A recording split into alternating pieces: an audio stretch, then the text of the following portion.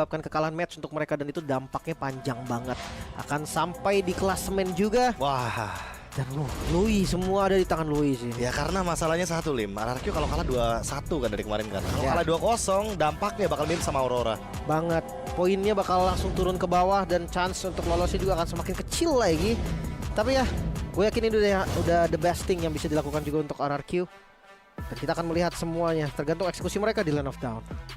Game kedua dari Best of 3 series, mampukah RRQ Hoshi memaksa ke game yang ketiga, atau jangan-jangan tim Vulcans menolak untuk adanya game 3 dan mengambil poin penuh sehingga 3 match win akan berada di tangan dari raksasa Filipina.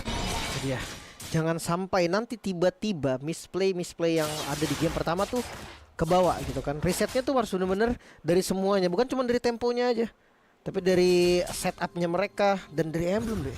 Oh, ini kalau dari emblem kayaknya belum ada yang begitu spesifik ya, kecuali mungkin tertuju juga Flap TZ dengan support emblem karena mencari untuk regen HP plus bagaimana cooldown reduction sebagai salah satu tujuan dari badang emblem support.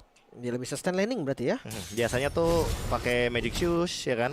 Habis itu Thunderbelt Oracle, Brute Force, cari 45% cooldown reduction biar bisa spam shieldnya juga kan. Iya, belum lagi mini stun yang ganggu juga gitu kan. Lumayan banget. Dan stun, terlalu depan sepertinya. Bahkan ejector yang di commit Rins hilang. Bahkan dia tahu nggak usah pakai flicker, dia nggak bisa selamat lagi. Wah, niat awalnya sebenarnya ingin melakukan freeze terhadap View kan dari wave-nya. Benar. Tapi kayaknya itu terlalu over sehingga Ogwen dengan mudahnya langsung melakukan ejector. Dan View Posisinya nempel tadi Shadow Kill. 1 poin kill berhasil di secure juga sebagai balasan, lumayan banget. untung trade-nya sama-sama mid laner. Dan untungnya sama-sama jungler yang mendapatkan last hit-nya, sehingga walaupun tadi Rins menjadi korban di early game, tapi setidaknya masih ada jawaban yang setipe dari RRQ Hoshi. Anyway, bottom lane agak sedikit ada pressure dan KLTZ akan bertemu 1v1 melawan Setsujin. Sakitnya. Kalau Coach Shadow-nya nempel pasti sakit banget sih memang. Shuriken-nya jadi full damage. Dan View kembali tumbang. Di sisi lain adanya Dairon yang melakukan rotasi. Cukup baik memang. Tapi pertukaran karena Dairon harusnya nggak bagus. Lagi masih lagi dengan level 4-nya. Coba untuk membeli waktu. Flap TZ memang belum punya damage. Idok dan juga Rins masih selamat. Wah, kalau dilihat untuk buying time saja ya, itu udah worth it banget buat tim Falcons.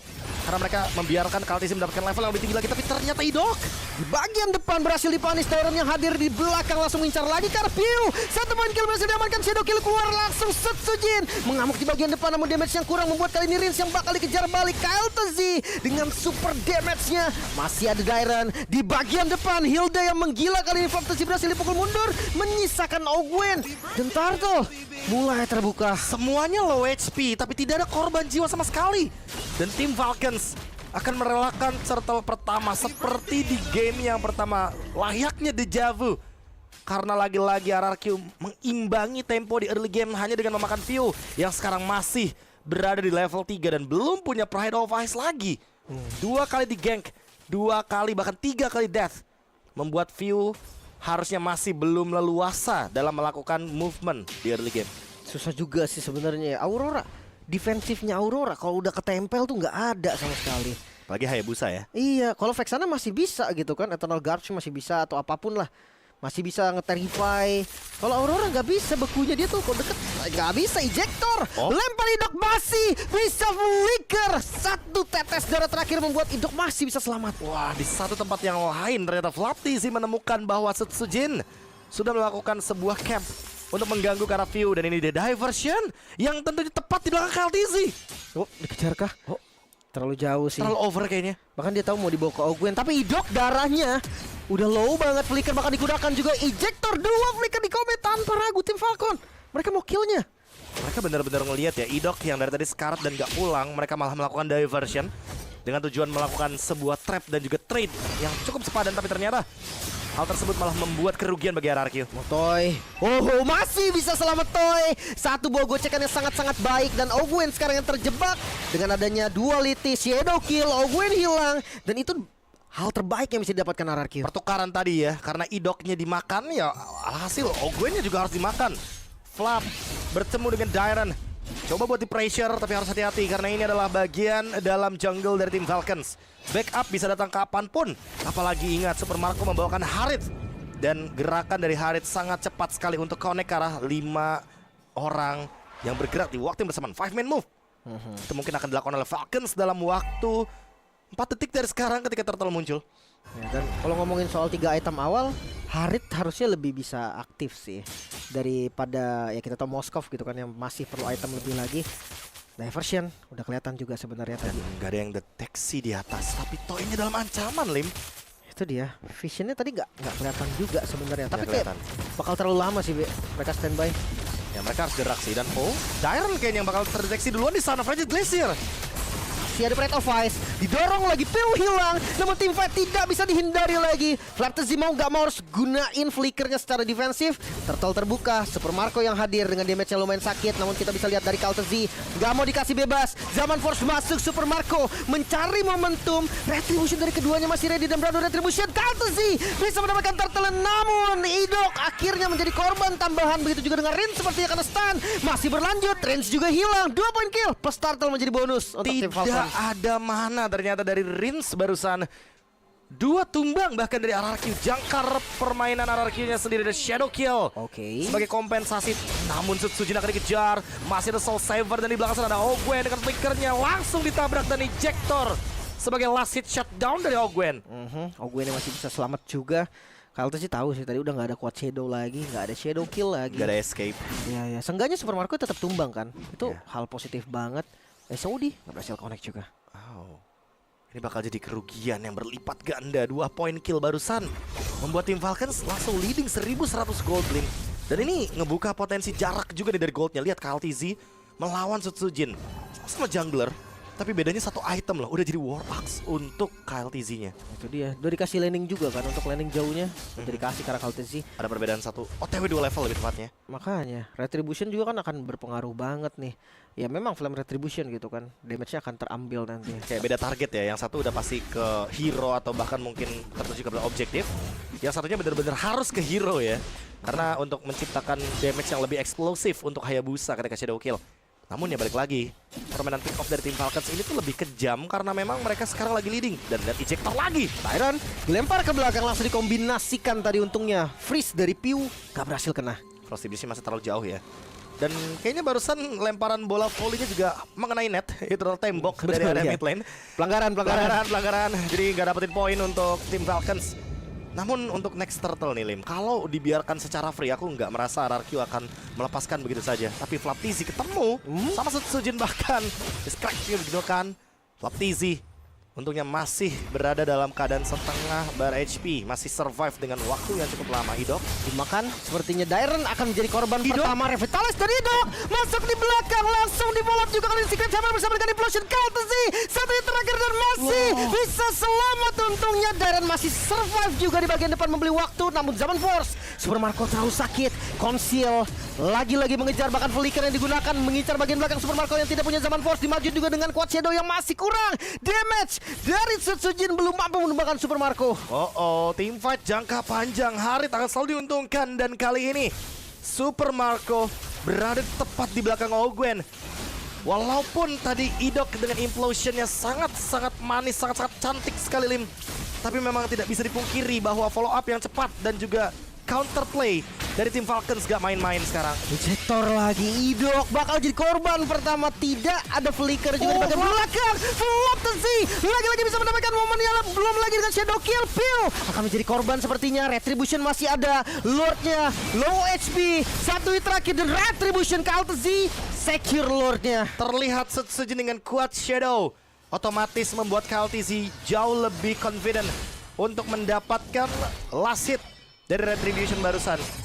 Dan memang semua seketika, walaupun implosionnya indah tapi langsung dibalikan. Dan wah, Bang Sin sekarang sih udah di tengah Bang Sin ya. Kemarin Bang Sin soalnya sempat ada di samping saya. Oh gitu. Pas saya masuk ke watch partnya ESL juga. Oh ini. Iya, tapi tenang Bang Sin. Udah nggak usah iri ya. Masuk kok sekarang. Udah di tengah sih. Udah tengah, udah nggak di samping lagi soalnya kan. Bener, udah di tengah, udah gede juga sih, bener. Bener. Bang Sin katanya mau tahu ini ya, Instagramnya Bapak Produser saya, nanti saya kasih ke Bang Sin. Bener, mohon maaf kebalik tapi palanya di bawah tadi kan.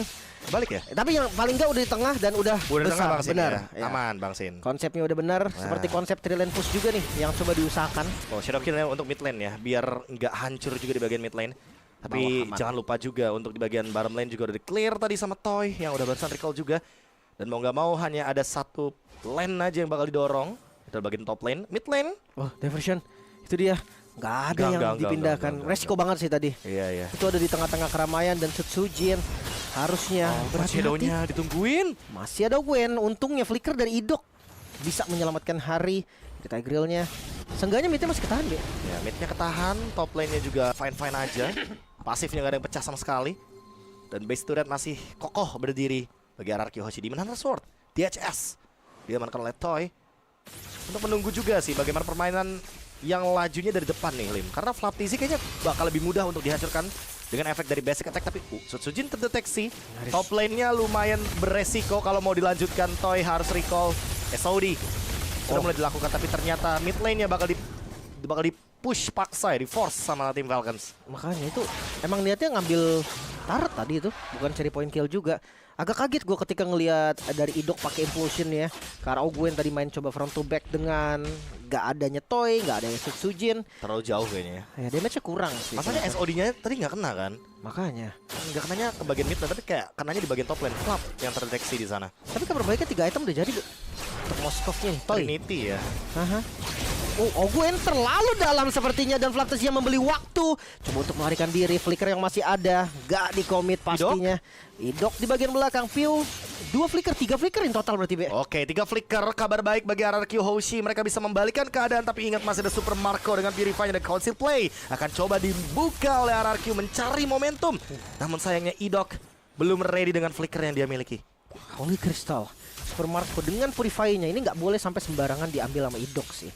Ya, mereka bisa main split push dulu mungkin untuk panjangin lane lagi. Diversion. Oh, itu dia satu buat diversionnya cukup manis. Masih bisa selamat untungnya.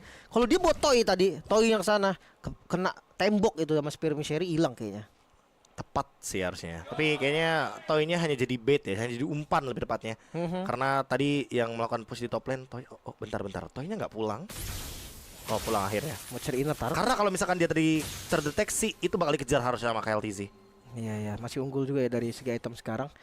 Lord mulai muncul. Dan ini informasi yang penting, 3 spell, 3 flickernya nggak ada. Tapi seperti biasa, gameplay Philippine. Kalau lagi winning condition, Lord di bawah ya mereka campnya di atas. Sudah jadi langganan ya untuk menggerakkan dulu far lane-nya. Dan diversion yang dicari sepertinya Flap TZ.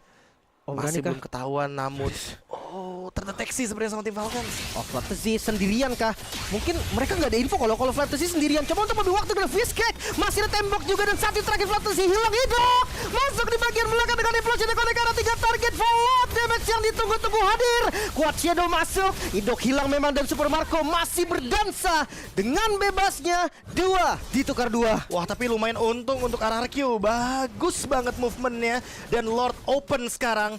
Gwen dengan Immortality, apakah mereka mampu untuk melakukan sebuah paksaan agar RRQ melakukan reset dari Lordnya? Karena range masih belum terdeteksi. Diversion ready. Dan kayaknya langsung menuju ke belakang bersama dengan Toy. Oke, mereka mau cari informasi terlebih dahulu nih. Tapi jangan salah, bisa jadi teman-teman dari tim Falcon juga sadar. Apalagi 2 yang sudah spawn. Toy harus mundur sekarang juga. Untungnya masih selamat. Wah, untungnya masih sempat untuk recall. Dan Lordnya di reset. RRQ juga nggak mau ambil resiko ternyata, Lim. Walaupun mereka ready dengan Setsujin, tapi tadi retributionnya sedang cooldown. Dan sekarang tim Falcons 2000 gold lead. Mereka akan mencoba untuk mencari celah lagi. Flickernya sudah ready 3-3-nya nih. Sementara untuk Idok, 1 menit dari sekarang dia harus menunggu untuk flickernya siap digunakan kembali. Oke, masalahnya tadi dia coba untuk kill Flaptezy aja menurutku udah jadi satu hal yang positif banget. Untungnya nggak ada diversion yang blunder tadi kan. Ke bagian belakang Toy sempat recall. Kalau misalkan ketahuan, karena posisinya Flaptezy udah spawn. Dan ingat di bottom lane ready loh untuk Magician Ring-nya digunakan. Takutnya tiba-tiba ada lampu terbuka. Waduh, Makanya bakal jadi momentum titik balik harusnya. Tapi untuk sekarang Setsujin, gue lumayan khawatir sama Farlane sih jujurnya. Takutnya Toy-nya Iya, ini iya, maju ke depan konsil. karena Toy dikejar. Toy di bagian top lane hampir saja. Hampir banget. Itu tumbang sih tadi. Karena flicker juga. Magician Ring pun digunakan. SOD tidak kena. Tapi sekarang langsung dilakukan 3-man move. Langsung idok dengan implosion yang connect ke arah 2 target, namun di bagian belakang Toy hilang sudah. Kaltesi memotong pergerakan dari Toy. Masih ada pergerakan lagi dilakukan oleh Kaltesi, terkena stun lagi, nggak bisa kemana-mana. Rinse juga hilang, menyisakan Dairon dan juga Setsujin. Bahkan Dairon bakal menjadi target selanjutnya. Cukup tanky memang. Revitalize yang langsung dibuka juga, bukan Lord seperti yang dituju, tapi mereka mau ngambil turret. Mereka mau coba lurus masuk dari area mid lane sepertinya, dan retribusinya sudah dipakai. Satu wave minion lagi yang masih terbuka. Tapi hanya tersisa Dairon dan juga Setsujin, bahkan terkena ejector, dijauhin dari wave minion, tidak boleh kill, tapi Setsujin hilang. Legendary diamankan Kyle TZ. Minion spawn, tapi langsung didorong dan fokus ke arah objektif tim Vulcan. 2-0 Israel. RRQ gak bisa mendapatkan kesempatan untuk menyamakan kedudukan.